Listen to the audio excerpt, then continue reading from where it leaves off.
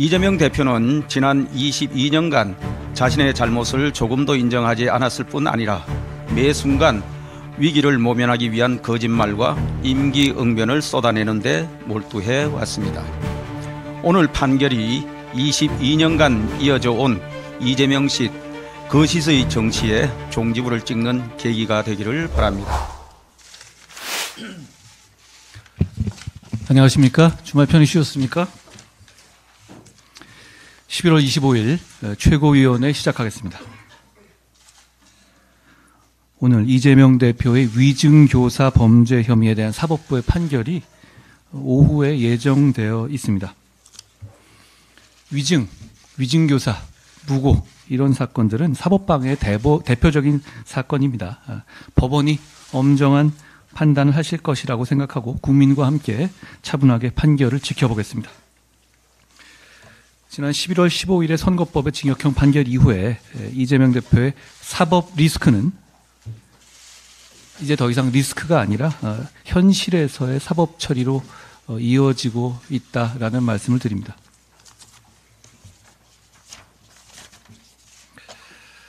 저희는 민생에 집중하겠습니다.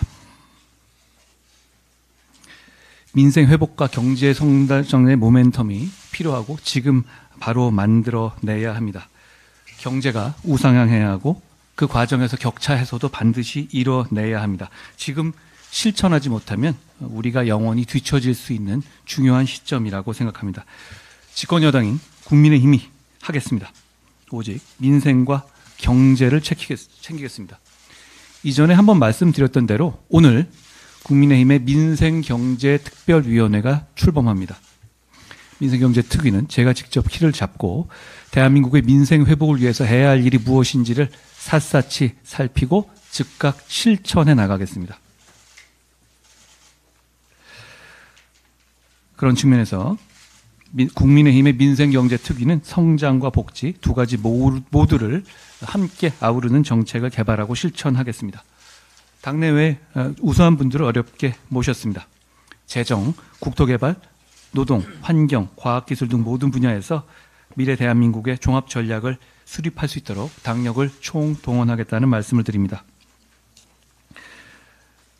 국민의힘은 오직 민생 회복과 경제 성장을 위한 정책 추진을 통해서 우리의 능력과 국민에 대한 진심을 국민들께 증명해 보이겠습니다.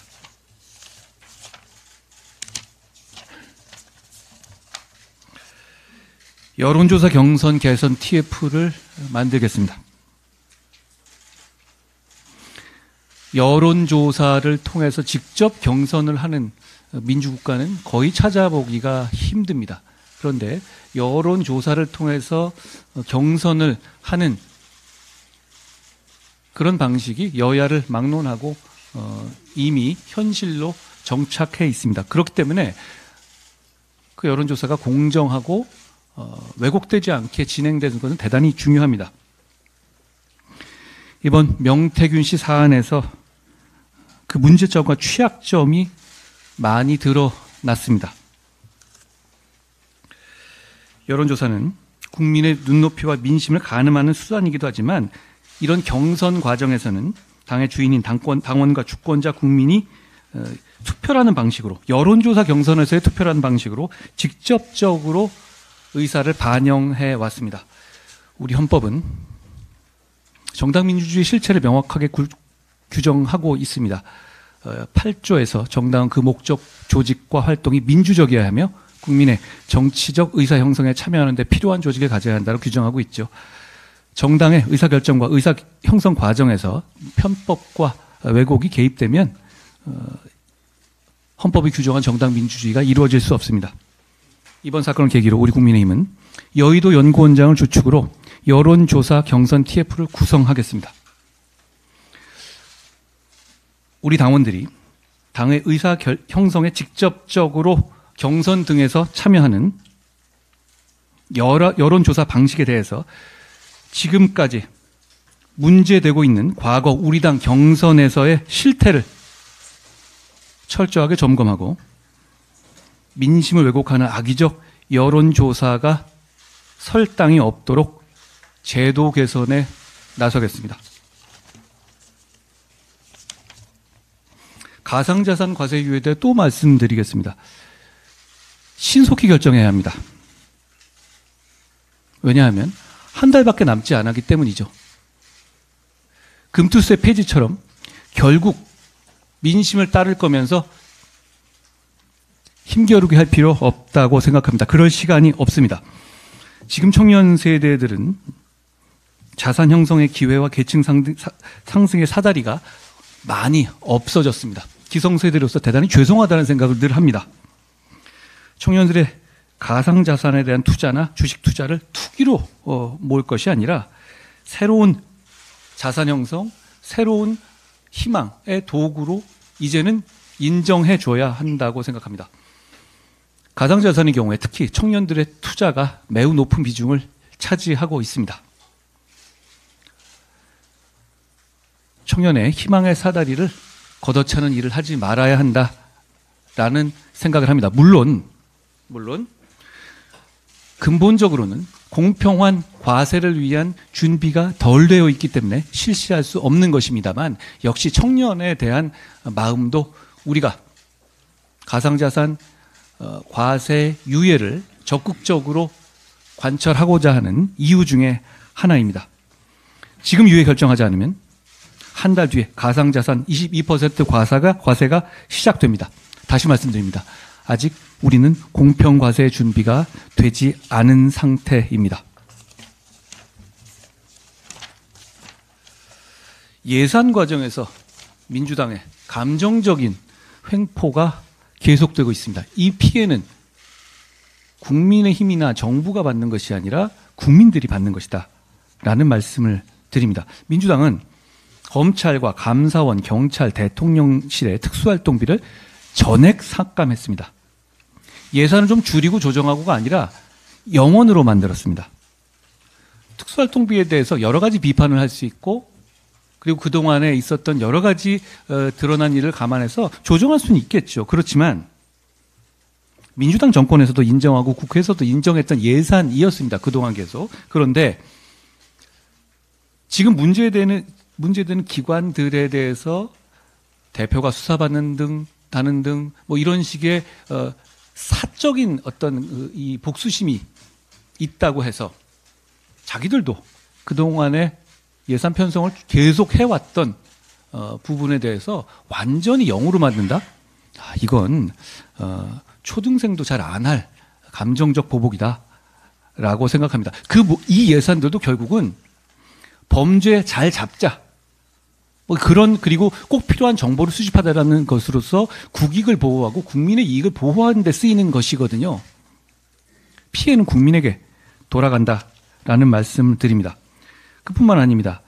민주당은 중앙지검장 등 이 실무검사들의 탄핵도 추진하고 있습니다. 그러면 준사법기관의 판단에 대해서 비판할 수는 있습니다.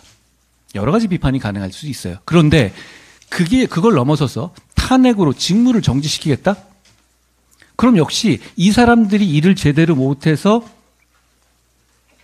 범죄에 대해서 제대로 대응 못하는 것, 그 피해는 어떻게 하겠다는 겁니까? 역시 피해는 국민에게 돌아간다라는 말씀을 다시 한번 드립니다. 북한 인권재단 관련한 이사 추천을 다시 한번 촉구드립니다. 미국 시간으로 지난 20일에 유엔에서 북한 인권 결의안이 20년 연속으로 채택됐습니다. 유엔 총회 산하 인권 문제 담당하는 제3위원회에서 북한의 조직적이고 광범위한 인권 침해 규탄한 내용의 북한 인권 결의안을 올해도 채택한 것이죠. 2005년부터 20년 연속입니다. 올해는 61개국이 이 인권 결의안을 공동 제안했고 표결 없이 컨센서스로 채택하면서 많은 국가들이 북한 인권에 대해서 우려하고 있음이 확인됐습니다. 같은 날 미국 하원은 북한 인권법 재승인 법안을 찬성 335표, 반대 37표라는 초당적인 지지로 통과시켰습니다. 이 법안에는 북한 인권 특사의 임명, 북한 내 정보 자유를 위한 방송매체 지원, 북한 주민에 대한 인도적 지원 등의 내용이 담겼습니다. 우리 북한 인권재단이 하려는 일과 많이 겹치는 일들이죠.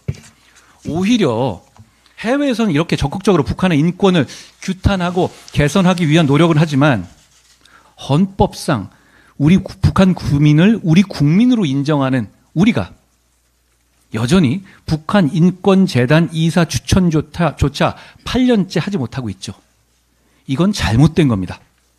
더 이상 미루지 말자는 말씀드립니다. 노동자, 이주노동자, 여성, 학생 등 인권, 저희도 이런 인권에 대해서는 아주 강한 입장을 가지고 지켜야 한다는 입장을 가지고 있죠.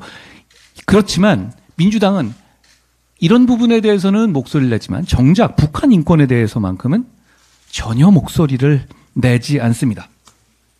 북한 정도의 인권이면은 민주당이 만족한다는 것인지 다시 한번 묻겠습니다. 정쟁의 대상도 아닙니다. 그리고 저희가 그동안 해왔던 특별감찰관 제도와의 연계도 저희는 안 한다고 하지 않습니까? 민주당도 이제 할 일을 하시라는 말씀을 드립니다. 지방의원 대상에서 딥페이크 범죄 협박 사건 관련해서 한번 말씀드리겠습니다. 딥페이크 범죄가 심각한 상황이라는 점에 대해서 많이 말씀드립니다. 그런데 이 피해자는 남녀노소를 가리지 않는 것 같습니다. 얼마 전에 20대 내 40대의 지방의원들을 합성해서 협박 메일 보내고 암호화폐 요구하는 범죄가 있었죠. 여야 남녀를 가리지 않고 40여 명 이상의 희생자가 있었다고 추산되고 신고하지 않는 피해자도 있었을 것으로 예상됩니다. 정치인은 이런 이미지를 먹고 사는 직종이기 때문에 더 피해가 클 수 있죠. 지금 이 딥페이크 범죄를 지금 단계에서 확실하게 잡아야 한다고 생각합니다. 이게 만연되거나 이 단속을 포기해서는 안 됩니다. 현재 서울경찰청 등 각 지방청이 수사를 하고 있습니다. 철저하고 신속하게 수사해 주시기 바랍니다.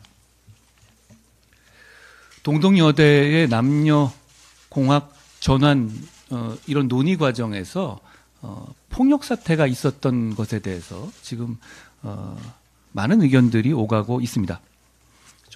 저는 동덕여대에서 남녀공학으로 전환하든 아니면 여대를 유지하든 하는 과정은 동덕여대의 사학으로서의 내부적인 적법한 절차를 과정을 통해서 정하면 될 문제라고 생각합니다. 그렇지만 배움의 전당에서 그 과정에서 과도한 폭력이 있었던 점에 대해서는 대단히 유감스럽고, 그리고 그것이 다른 장소도 아닌 배움의 전당이었기 때문에 재발 방지를 위해서라도 유야무야 넘어가지 않고 명확한 책임을 물어야 한다라고 생각합니다. 특히 취업 박람회를 난장판으로 만드는 폭력도 있었거든요. 그거는 다른 사람의 취업 기회를 뺏는 일이기도 하기 때문에 이미 벌어진 일들에 대해서 유야무야 할 게 아니라 책임져야 할 주동자들이 법적 책임을 반드시 져야 한다라고 생각합니다. 오늘 학생과 학교의 3차 면담이 예정되어 있다고 하네요. 이미 벌어진 일에 대해서는 철저히 책임을 묻지만 앞으로 원만한 합의가 이루어지기를 기대합니다. 그래서 동덕여대가 아름다운 교정에서 수업 듣고 강의 듣고 할 일을 하는 학문의 전당으로 돌아올 수 있기를 기대합니다. 저는 여기까지 하겠습니다. 네, 제가 목 상태가 정상은 아닙니다만 말씀 좀 드리겠습니다. 오늘 민주당 이재명 대표의 위증교사 1심 판결이 나옵니다. 오늘 판결은 22년 전 2002년으로 거슬러 올라갑니다. 당시 이재명 대표는 검사 사칭 사건으로 대법원에서 유죄 판결을 받았습니다. 하지만 이재명 대표는 2018년 경기도지사 토론회에서 누명을 썼다며 본인의 잘못을 전면 부인했습니다. 그에 따른 허위사실 유포 혐의 재판을 받으면서 김진성 씨를 집요하게 회유하고 자신의 변론 요지서를 보내주면서 위정을 교사했다는 혐의입니다. 이재명 대표는 지난 22년간 자신의 잘못을 조금도 인정하지 않았을 뿐 아니라 매 순간 위기를 모면하기 위한 거짓말과 임기응변을 쏟아내는 데 몰두해 왔습니다. 오늘 판결이 22년간 이어져 온 이재명식 거짓의 정치에 종지부를 찍는 계기가 되기를 바랍니다. 우리 아이들에게 죄는 심판받고 거짓은 패배한다는 것을 가르칠 수 있어야 합니다. 오늘 사법부가 법리와 양심에 따라 공정한 판결을 내려주실 것을 기대합니다. 민주당의 힘자랑식 보복과 급박의 정치가 도를 넘었습니다. 민주당은 이번 주 중에 이창수 중앙지검장을 비롯한 검사 탄핵안을 처리하겠다고 벼르고 있습니다. 이재명 대표 범죄와 민주당 전당대회 돈봉투 살포 사건을 수사하고 기소한 검찰에 대한 명백한 보복입니다. 예산 난도질은 행정부에 대한 보복을 넘어 대한민국의 미래와 국익을 자해하는 수준에 이르렀습니다. 범죄자를 잡기 위한 검찰, 경찰 등 수사, 감사기관 예산을 삭감하고 딥페이크 등 디지털 성범죄와 도박, 마약 등 심각한 민생 침해 정보 차단을 위한 예산도 대폭 삭감했습니다. 당리 당략에 따라 원전, 바이오, 의료 등 각종 R&D 예산도 깎았고 유엔이 20년 연속으로 북한 인권 결의안을 채택한 상황에서 북한 인권 예산마저 삭감하려 들고 있습니다. 그런가 하면 상법 개정에 대한 기업인들의 정당한 우려를 제기한 한국경제인협회를 상대로 국정농단 연루 세력은 빠지라고 얼음장을 놓기도 했습니다. 민주당이 주말마다 열고 있는 이재명 방탄용 장외 집회는 본인의 재판을 앞두고 사법부를 압박하기 위한 이재명식 급박 정치의 하이라이트입니다. 민생을 버리고 거리로 뛰쳐나간 민주당의 장외투쟁에 대한 시민들의 반응은 초겨울 날씨만큼 싸늘하기만 합니다. 파라돗 금지령, 깃발 금지령을 내리고 친야 성냥 시민단체 주도권까지 내줬지만 집회 참석 규모는 점점 줄어들고 있습니다. 오로지 이재명 구하기를 위한 민주당의 사법부 급박에 현명한 국민들께서 동조하지 않는 것입니다. 다수당의 권력이 한 사람을 위한 보복과 급박의 수단으로 쓰인다면 그것은 정치가 아니라 폭력입니다. 민주당은 이제 이재명 대표 판결은 사법부에 맡겨두고 시급한 민생 법안 처리와 민생 경제를 위한 예산안 심의에 집중하기 바랍니다. 그게 국민이 바라는 진짜 정치입니다. 우리 정부가 어제 일본 정부가 주관한 사도광산 추도식에 불참하고 오늘 자체적인 추모 행사를 열기로 했습니다. 이는 한일 양국 간의 과거사 문제에 관한 한 일본에 굴복하거나 타협하지 않겠다는 우리 정부의 원칙을 지킨 것으로 평가합니다. 이번 사도광산 추도식이 한일 양국의 민감한 현안임에도 불구하고 우리 정부의 요구사항이 제대로 반영되지 못한 데 유감스럽게 생각하며 이와 같은 결과가 우리 외교 당국의 안일한 태도 때문은 아니었는지 겸허한 반성과 점검도 필요하다고 생각합니다. 일본 정부는 윤석열 정부 출범 이후 모처럼 조성된 한일 우호 분위기를 흔들어서는 안 될 것입니다. 사도광산 강제동원 피해자들에 대한 진정어린 추모를 포함해 과거 식민 통치 역사에 대한 분명한 속죄와 반성은 미래지향적 한일 관계를 위한 기본 전제입니다. 정부와 국민의힘은 한일 관계를 포함한 모든 외교에 있어 국익을 최우선으로 원칙 있는 외교를 견지해 나가겠습니다. 이상입니다.